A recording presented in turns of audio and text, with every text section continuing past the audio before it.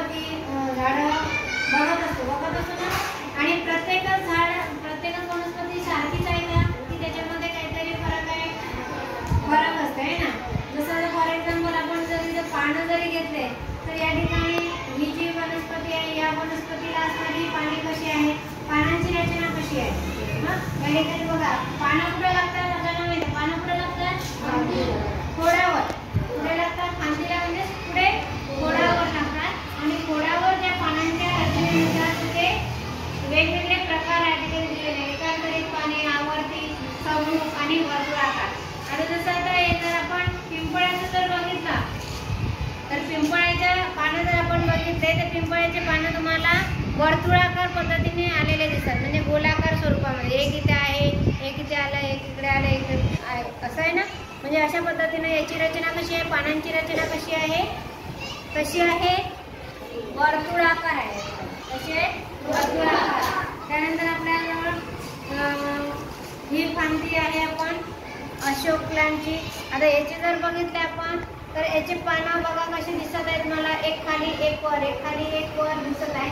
तर यानुसार हे पानं आपले कसे झाले, आवर्ती पानं म्हणून आपण याला काय आवर्ती. त्यानंतर याला आवर्ती नाही म्हणता येईल, याला आपण एकांतरित म्हणता येईल. एकांतरित. समूह म्हणजे एक बिलकुल एकमेकाच्या समोर येतात, दोन्ही साईडला दोन सारखे पानं. आता फॉर एक्झाम्पल ही जर फांदी बघितली आपण तर या फांदीला ही दोन्ही पानं बघा बरोबर एकमेकाला समोरासमोर आहे, मग याला आपण समूह पानं म्हणतो. म्हणजे या खोडावर या पानांची रचना कशी आहे, समूहरित्या केलेली आहे. तर अशाच पद्धतीनं पानांच्या आकारावर सुद्धा पानांचे वेगवेगळे प्रकार पडतात. जसं एखाद्या झाडाचं पान गोलाकार असते, एखाद्या झाडाचं पान टोकदार असते, एखाद्या झाडाचं पान सरकदार किंवा लंबाकार.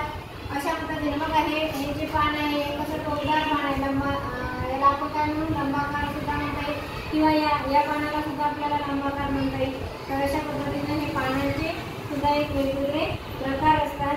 आणि त्याच्यानुसार आपल्याला तुम्हाला एक ॲक्टिव्हिटी करायची आहे. तुम्हाला तुमच्या परिसरातील पानं जे कसे आहेत ते तुमच्या वहीच्या पेजवर चिकटून आणायचे आहे आणि त्याच्याखाली त्याची माहिती लिहून आणायची आहे. तिथे कोणत्या प्रकारात होतं, त्या झाडाच्या फांदीची रचना कशी आहे, त्या खोडावर एकांतरित आहे, आवडते आहे की समूह आहे. अशा पद्धतीने हे तुमच्यासाठी एक थोडंसं घरच्यासाठी एक कृती आहे, ॲक्टिव्हिटी दिलेली आहे, करून आणायची. ठीक आहे.